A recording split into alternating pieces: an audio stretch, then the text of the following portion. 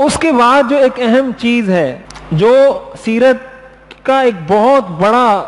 جس میں ہمیں سیکھنے کے لیے بہت کچھ ملتا ہے، وہ ایک معاہدہ ہے جو عرب نے کیا تھا، جس کو کہا جاتا ہے حلف الفضول۔ حلف عربی میں کہتے ہیں معاہدے کو، پیکٹ۔ جب آپ کسی سے کوئی ایگریمنٹ کرتے ہیں، کوئی معاہدہ کرتے ہیں، عربی میں اس کو حلف کہتے ہیں،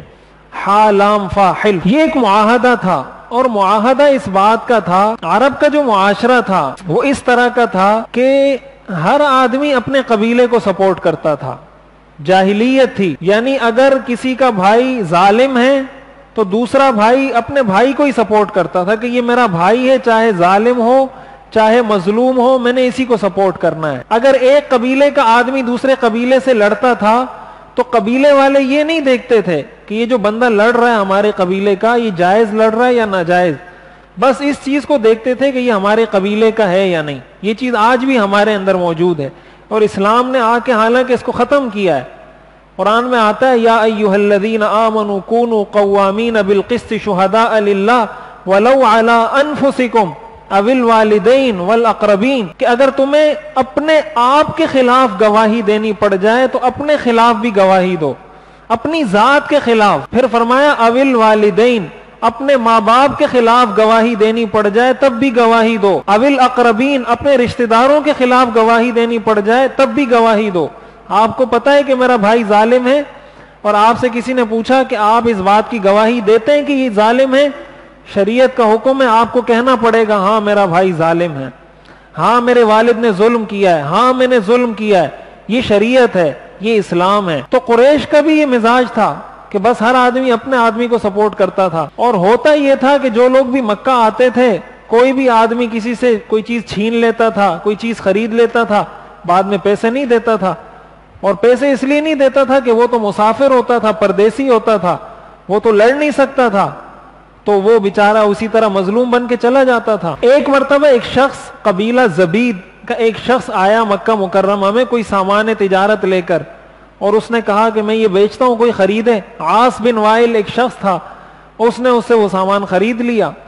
اس نے کہا پیسے دو، تو کہا پیسے ویسے میں نہیں دیتا، جاؤ اپنا کام کرو۔ اس پر اس کو غصہ آیا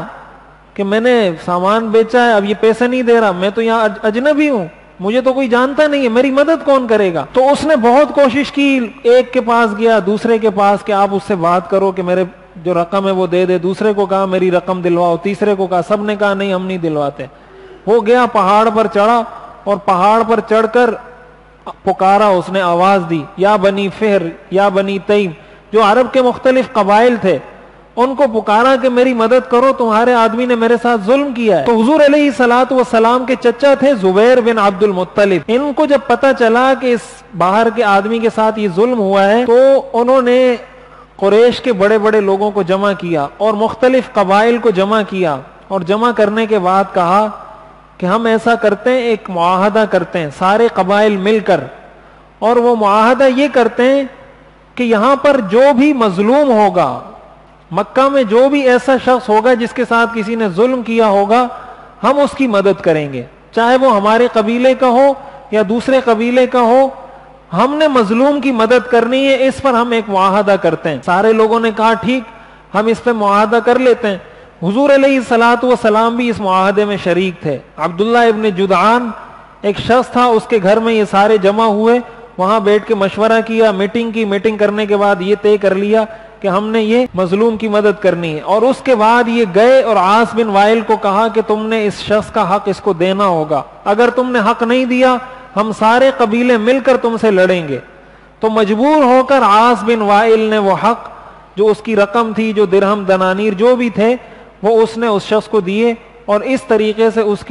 اس کا جو ظلم تھا وہ ختم ہوا، اور وہ وہاں سے چلا گیا۔ اس معاہدے کو کہا جاتا ہے حلف الفضول۔ اور پھر مکہ میں جس پر بھی ظلم ہوتا تھا وہ آ کر لوگوں کو اس کا واسطہ دیتا تھا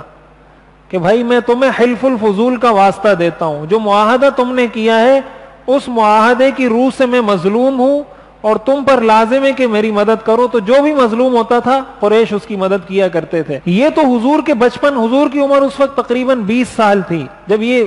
سارا واقعہ پیش آیا ہے۔ حضور علیہ الصلوۃ والسلام کو جب نبوت ملی، نبوت ملنے کے بعد حضور علیہ الصلوۃ والسلام نے ارشاد فرمایا لقد شہدت مع عمومتی حلفا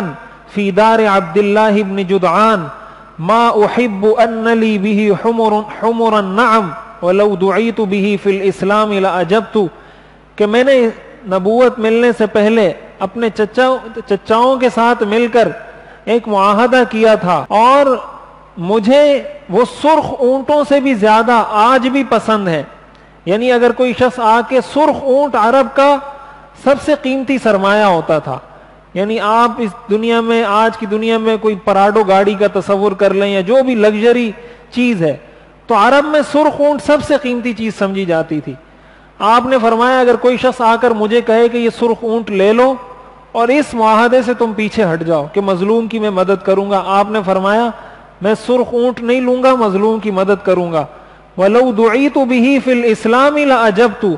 آج بھی جبکہ میں پیغمبر اور نبی ہوں، اگر اس معاہدے کا واسطہ دے کر آج بھی کوئی مجھ سے مدد طلب کرے، میں آج بھی اس کی مدد کے لیے جاؤں گا. اس سے ہمیں کیا معلوم ہوا کہ اسلام نے اس معاہدے کو برقرار رکھا ہے.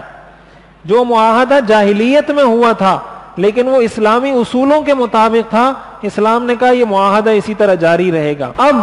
یہ تو ایک تاریخی واقعہ تھا جس کو حلف الفضول کہا جاتا ہے. ہمیں جو اس سے سیکھنے کو چیز ملتی ہے وہ یہ کہ مثبت کام، اچھا کام، پازیٹیو کام آپ کو جہاں بھی ملے، ایک مسلمان کو شریعت کی یہ تعلیم ہے کہ آپ اس کو سپورٹ کریں. اگر ایک کافر بھی صحیح کام کر رہا ہے، ایک کافر بھی اگر صحیح کام کر رہا ہے تو آپ کی اسلامی ذمہ داری ہے کہ آپ اس کو سپورٹ کریں. دیکھیں حضور علیہ الصلوۃ والسلام پیغمبر ہیں، اس معاہدے میں شریک ہونے والے بہت سارے لوگ کافر تھے اور حضور کو نبوت ملنے کے بعد بھی کافر تھے، لیکن حضور نے فرمایا کہ آج بھی اگر مجھے کوئی بلائے تب بھی میں جا کے مدد کروں گا. یہ اسلام کا درس ہے.